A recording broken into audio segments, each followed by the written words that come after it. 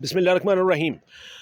परसों पाकिस्तान तहरीक इंसाफ के intra party election हैं और उसमें चूँकि इमरान खान ने खुद इलेक्शन ना लड़ने का रज़ाकाराना तौर पर फ़ैसला किया है, तो उसके बाद ये कहा जा रहा है, बल्कि इस बात की तस्दीक हो चुकी है कि बैरिस्टर गौहर खान, जो कि पाकिस्तान तहरीक इंसाफ के रुकन भी हैं और एक सुप्रीम कोर्ट के वकील भी हैं, वो परसों यानी कि परसों के इलेक्शन में वो चेयरमैनशिप के उम्मीदवार होंगे। और न सिर्फ उम्मीदवार होंगे बल्कि उनको बिला मुकाबला जो है वो मुंतखब कराया जाएगा और इसमें कोई यानी कि उनके मुकाबले में कोई किसी कैंडिडेट को नहीं लाया जाएगा। यही पार्टी का फ़ैसला है, यही इमरान खान का फ़ैसला है। तो यानी हम कह सकते हैं कि बैरिस्टर गौहर खान अब बाज़ाब्ता तौर पर 2 दिन बाद जो हैं वो पाकिस्तान तहरीक इंसाफ के चेयरमैन शुमार होंगे।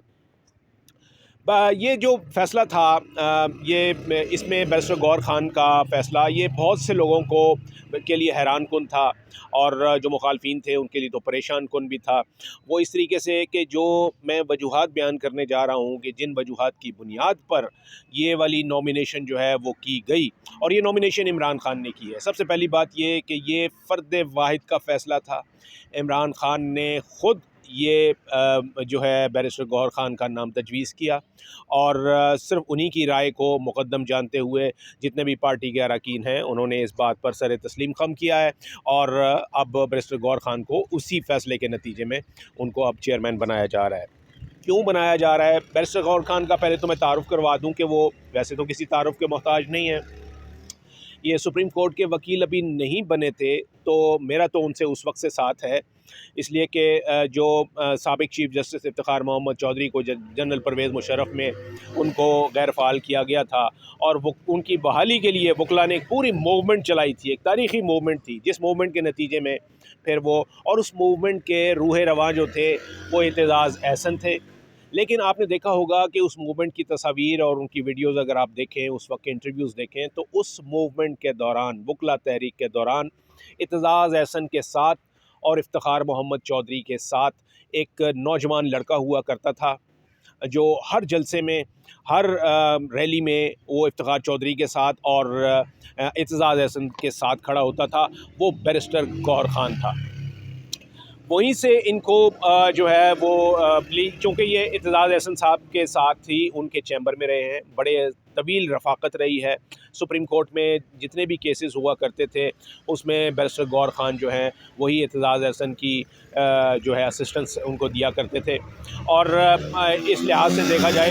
तो बड़ा काबिल वकील जाना जाता है इनको, फ़ौरन क्वालिफ़ाइड हैं और दूसरी बात ये कि निडर हैं। उस पूरे एपिसोड में भी यानी वो जो वकला तहरीक थी उसमें जो इफ्तिखार मोहम्मद चौधरी ने रिलाई किया एतज़ाज़ एहसन पर और एतज़ाज़ एहसन जो है वो रिलाई किया करते थे बैरिस्टर गौहर खान पर। ये बहुत अरसा तक चला, यहाँ तक कि ये वकला तहरीक जो है वो कामयाब हुई, इफ्तिखार चौधरी बहाल भी हो गए। उसके बाद अभी ये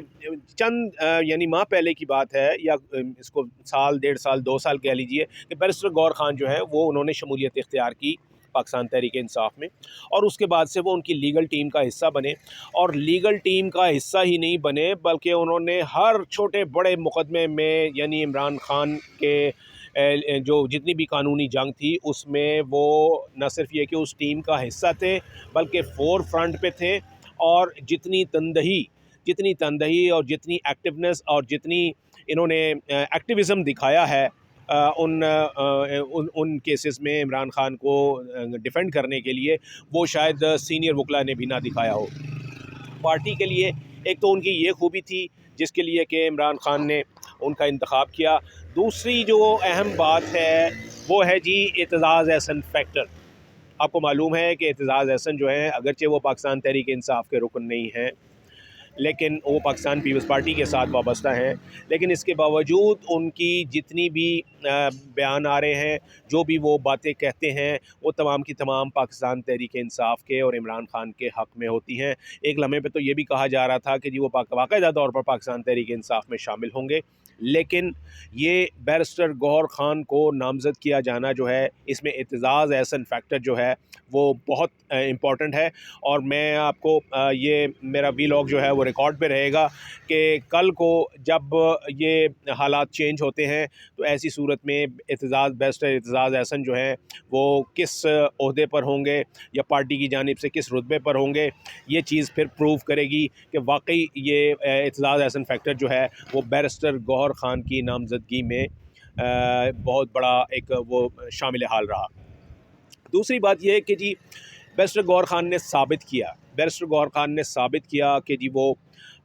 एक गैरत वाले पश्तून हैं, बुनेर से उनका ताल्लुक़ है। और जब जब ये केसेस आए, यानी जो इमरान ख़ान के ख़िलाफ़ इस वक्त केसेस चल रहे हैं ये, और इफ्तिखार चौधरी की मूवमेंट के दौरान भी उनको एक डिक्टेटर के ख़िलाफ़, आपको याद होगा कि वो एक डिक्टेटर के ख़िलाफ़ कैंपेन चल रही थी, उसमें बैरिस्टर गौहर ख़ान ने बहुत मौक़े पर साबित कदमी का, बहादुरी का और दलेरी का मुज़ाहरा किया था। तो एक ये भी फैक्टर है कि जिसमें ये कहा जाता है कि जी वो किसी मसलहत का शिकार नहीं होते, निडर हैं, बोल्ड है, जवान खून है उनका। तो इस लिहाज से एक ये भी यूँ समझ लीजिए कि एक ये फैक्टर है जो कि इमरान ख़ान ने इसकी बुनियाद पर उनकी नामज़दगी की। एक और फैक्टर या एक वजह जिसे हम कह रहे हैं वो ये है, वो उनका जूनियर होना है। पार्टी में बहुत से वकील हैं पाकिस्तान तहरीक इंसाफ में, सरदार लतीफ़ ख़ान खोसा को कह लीजिए, बाबर अवान को कह लीजिए, इसके अलावा हामिद ख़ान बहुत बड़ा नाम है, उनका भी नाम आ रहा था पार्टी चेयरमैनशिप के लिए, बहुत बड़ा नाम है, और वो तो सेकंड कज़न भी हैं इमरान ख़ान के, तो वो भी है। लेकिन उनकी मौजूदगी में एक जूनियर वकील को इतना बड़ा ओहदा देना, इसके पीछे लॉजिक क्या हो सकती है? इसके भी आप यूँ कह सकते हैं कि जी इमरान ख़ान की एक सियासी बसीरत का एक अमली सबूत है कि उन्होंने जानबूझकर एक जूनियर वकील को जो है वो इस ओहदे के लिए नामज़द किया है, ताकि जो सीनियर रैंक्स में अगर किसी की नामज़दगी होती और उससे सीनियर्स के दरमियान जो ऊंच नीच का फ़र्क या आपस में राइवलरी अगर क्रिएट होती तो वो फैक्टर जो है वो बिल्कुल ख़त्म हो गया है। यही वजह है कि बैरिस्टर गौहर ख़ान को सब ने वेलकम किया है और उन्होंने कहा है कि जी बिल्कुल हम इनकी चेयरमैनशिप के लिए इनको कामयाब करवाएंगे। तो उनका जूनियर होना, जिसको कि तनकीद का निशाना बनाया है, बेसिकली वो उनका जूनियर होना जो है वो उनके लिए वो उनका प्लस पॉइंट है, जिसको कि बाकायदा तौर पर एक्सप्लॉइट किया जाएगा किसी भी मरहले पर आकर। इसके अलावा जी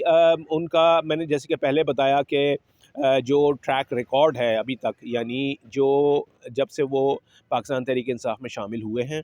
उस वक्त से लेकर अब तक, आज तक की तारीख़ में जितने ज़्यादा फ़ाल जो हैं वो बैरिस्टर गौहर हैं इमरान ख़ान के मुकदमों का सामना करने के लिए, वो उसमें अगरचे उनके जो दलाइल दे रहे होते हैं लीड कौंसल कोई और होते हैं, कहीं सलमान सफदर हैं, कहीं शोएब शाहीन होते हैं, कहीं कोई दूसरा होता है, लेकिन ये इसमें बैरिस्टर गौहर ख़ान का जो किरदार है और जो उनका एक्टिवनेस है और जो उनका एक intelligent way of doing things है, वो हर हाल में वो होता है, ये हर जगह मौजूद होते हैं। और तमाम केसेस के लिए जो एक पूरी टाइमलाइन वगैरह की भी होती है वो बैरिस्टर गौहर की ही मुरतब करदा होती है। तो ये एक बहुत बड़ा फैक्टर था जिसकी वजह से भी बैरिस्टर गौहर खान का नाम जो था वो उसमें दिया गया। बाकी है कि